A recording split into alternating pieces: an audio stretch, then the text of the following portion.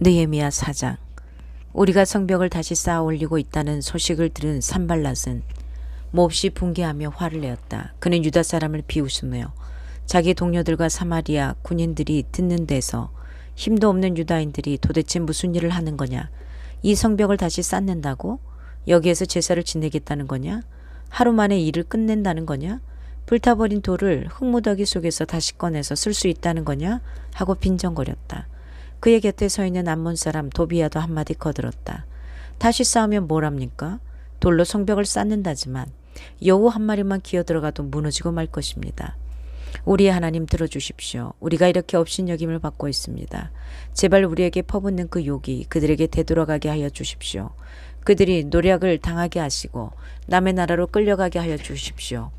그들의 죄를 용서하지 마시고 그들의 죄를 못 본 채 하지 마십시오. 그들이야말로 성을 쌓고 있는 우리 앞에서 주님을 모욕한 자들입니다. 우리는 성 쌓는 일을 계속하였다. 백성이 마음을 모아서 열심히 일하였으므로 성벽 두르기는 마칠 수 있었으나 높이는 반밖에 쌓지 못하였다. 그때 산발락과 도비야와 아랍 사람들과 암몬 사람들과 아스돗 사람들은 예루살렘 성벽 재건이 잘 되어가고 있으며 군데군데 무너진 벽을 다시 잇기 시작하였다는 소식을 듣고서 몹시 화를 내면서 한꺼번에 예루살렘으로 올라와서 성을 치기로 함께 모의하였다. 우리를 혼란에 빠뜨리려는 것이었다. 그래서 우리는 한편으로는 우리의 하나님께 기도를 드리고 다른 한편으로는 경비병을 세워 밤낮으로 지키게 하였다.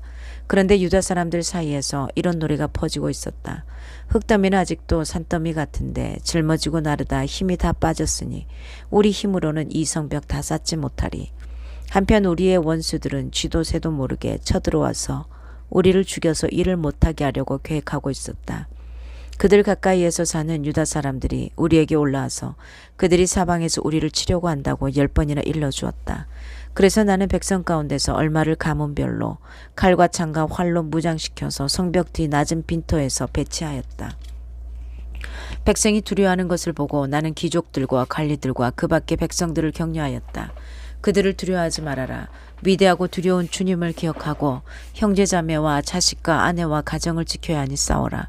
드디어 우리의 원수들은 자기들의 음모가 우리에게 새나갔다는 것을 알게 되었다.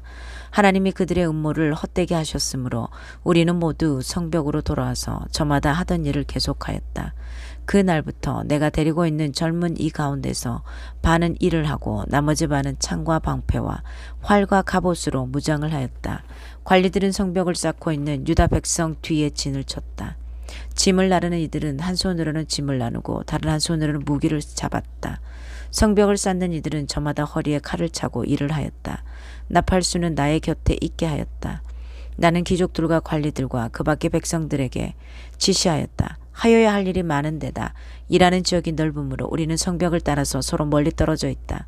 어디에서든지 나팔 소리를 들으면 그 소리가 나는 곳으로 모여와서 우리와 합세하여라.